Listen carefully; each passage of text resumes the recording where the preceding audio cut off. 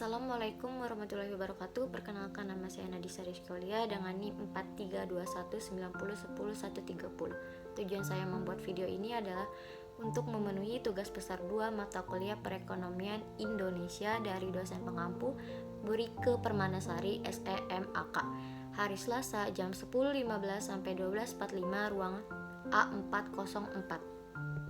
Di sini saya akan menjelaskan tentang kebijakan pemerintah terhadap otonomi daerah. Ada 2 soal yang akan saya bahas. Yang pertama yaitu konsep dan tujuan. Apa sih kebijakan pemerintah mengenai otonomi daerah sebagai salah satu percepatan pembangunan di Indonesia? Supaya lebih memahami, kita cari dulu apa pengertian dari otonomi daerah.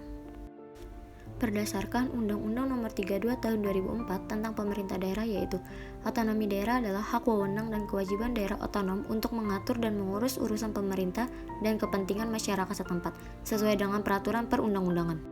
Konsep otonomi daerah di Indonesia bukan berarti kebebasan tanpa batas dalam menyelenggarakan pemerintah daerah dan mengurus masyarakat daerah sendiri, akan tetapi merupakan suatu konsep yang memberikan keluasan bagi pemerintah daerah dalam hal baru. Selain itu, konsep otonomi selalu terkait dengan tata pengelolaan negara. Otonomi dalam pengertian ini, selain berarti mengalihkan kewenangan dari pusat central government ke daerah, juga berarti menghargai atau mengefektifkan kewenangan asli yang sejak semula tumbuh dan hidup di daerah untuk melengkapi sistem prosedur pemerintah negara di daerah. Ada 2 konsep pada percepatan pembangunan Indonesia, yaitu 1. Meningkatkan dan mengembangkan sumber daya manusia, 2. Menyediakan sumber daya finansial atau dana yang mencukupi.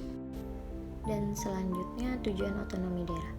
Tujuan dari otonomi daerah menurut Undang-Undang Nomor 32 Tahun 2004 tentang pemerintah daerah Pasal 2 Ayat 3 menyebutkan bahwa tujuan otonomi daerah ialah menjalankan otonomi yang seluas-luasnya, kecuali urusan pemerintah yang memang menjadi urusan pemerintah, dengan tujuan untuk meningkatkan kesejahteraan masyarakat, pelayanan umum, dan daya saing daerah.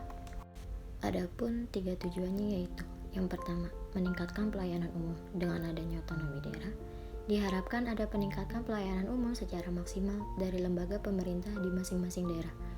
Dengan pelayanan yang maksimal tersebut, diharapkan masyarakat dapat merasakan secara langsung manfaat dari otonomi daerah.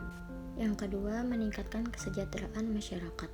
Setelah pelayanan yang maksimal dan memadai, diharapkan kesejahteraan masyarakat pada suatu daerah otonomi bisa lebih baik dan meningkat.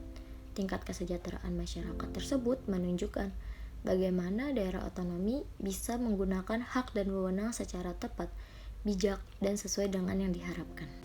Dan yang terakhir, meningkatkan daya saing daerah. Dengan menerapkan otonomi daerah, diharapkan dapat meningkatkan daya saing daerah dan harus memperhatikan bentuk keanekaragaman suatu daerah serta kekhususan atau keistimewaan daerah tertentu, serta tetap mengacu pada semboyan negara kita, Bhinneka Tunggal Ika, walaupun berbeda-beda namun tetap satu jua.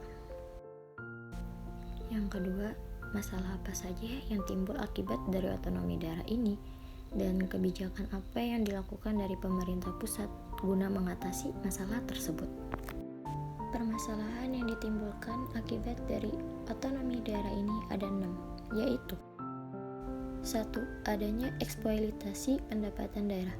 Salah satu konsekuensi otonomi adalah kewenangan daerah yang lebih besar dalam pengolahan keuangannya, mulai dari proses pengumpulan, pendapatan, sampai pada alokasi pemanfaatan pendapatan daerah tersebut.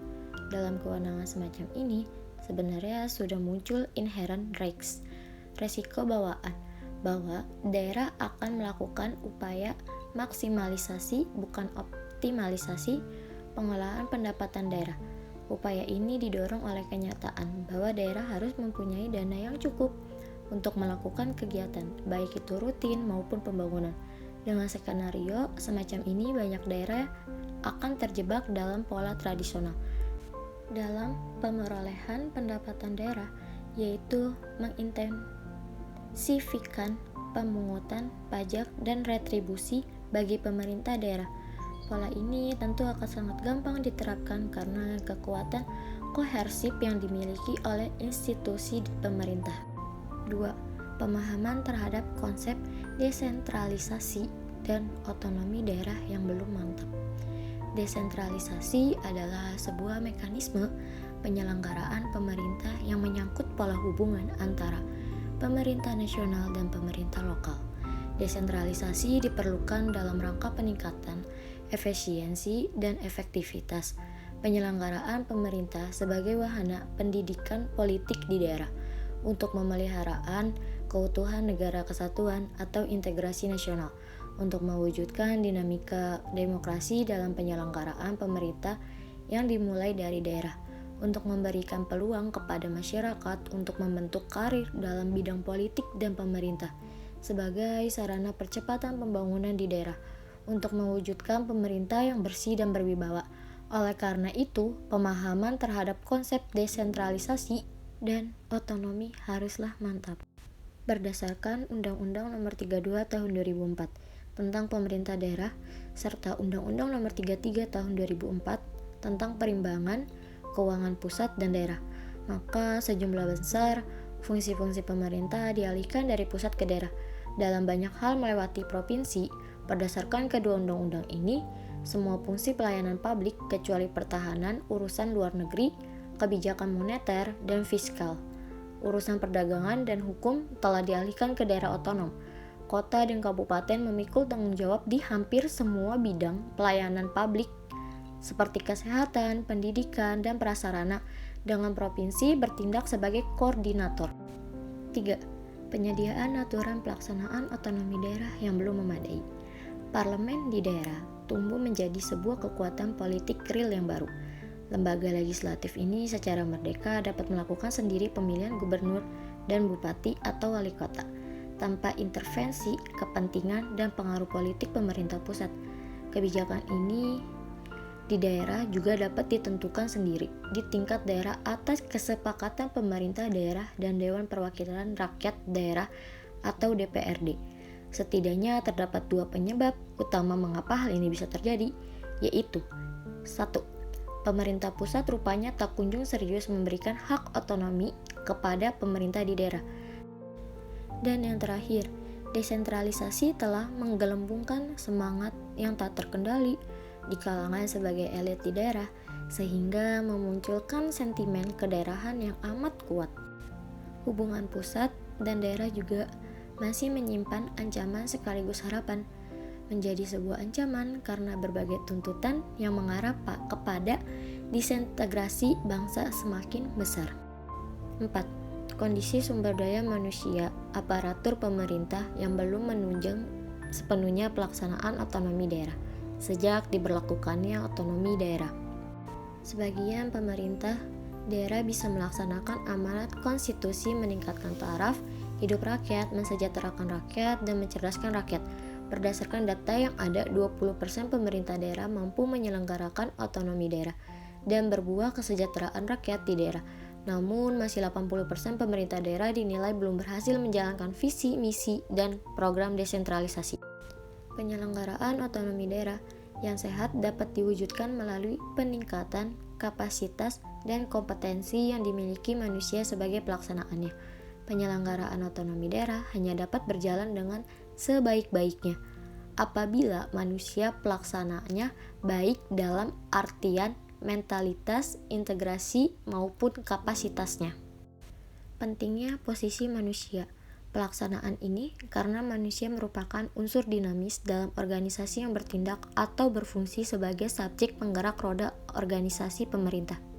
5. Korupsi di daerah. Fenomena lain yang sejak lama menjadi kekhawatiran banyak kalangan berkaitan dengan implementasi otonomi daerah adalah bergesernya praktik korupsi dari pusat ke daerah.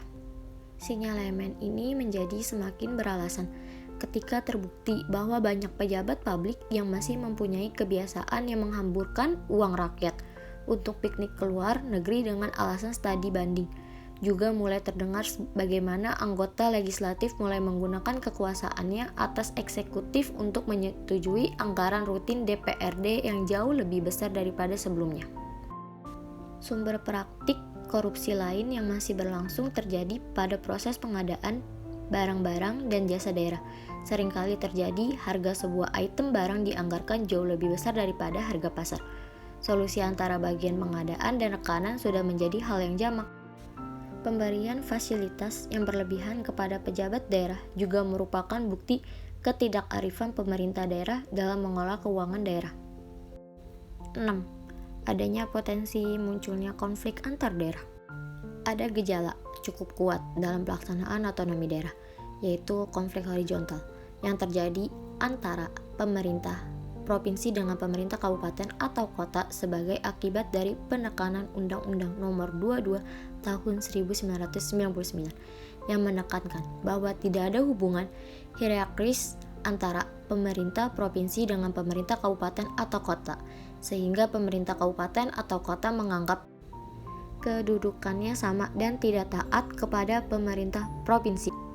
Dengan pelaksanaan otonomi daerah, muncul gejala etnosentrisme atau fenomena primordial kedaerahan semakin kuat. Indikasi etnosentrisme ini terlihat dalam beberapa kebijakan di daerah yang menyangkut pemekaran daerah, pemilihan kepala daerah, rekrutmen, birokrasi lokal, dan pembuatan kebijakan lainnya. Pemaknaan otonomi secara kultural memandang politik lokal sebagai kesatuan nilai, kultur, kostum, adat istiadat, dan bukan sebagai konsep politik. Perspektif ini juga mengakui kemajemukan masyarakat, namun dalam arti sosio-kultural, di mana setiap masyarakat dan lokalitas adalah unik, sehingga setiap masyarakat dan lokalitas memiliki hak-hak sosial, ekonomi, budaya, dan identitas diri yang berbeda dengan identitas nasional. Kebijakan yang dilakukan oleh pemerintah pusat dalam mengatasi masalah tersebut. Penyelesaian masalah otonomi daerah di Indonesia pada intinya, masalah-masalah tersebut seterusnya akan menjadi persoalan tersendiri, terlepas dari keberhasilan implementasi otonomi daerah. Pilihlah kebijakan yang tidak populer, melalui intensifikasi pajak dan perilaku koruptif. Pejabat daerah sebenarnya sudah ada sejak lama, dan akan terus berlangsung. Jika kini keduanya baru muncul di permukaan sekarang, tidak lain karena momentum otonomi daerah memang memungkinkan untuk itu.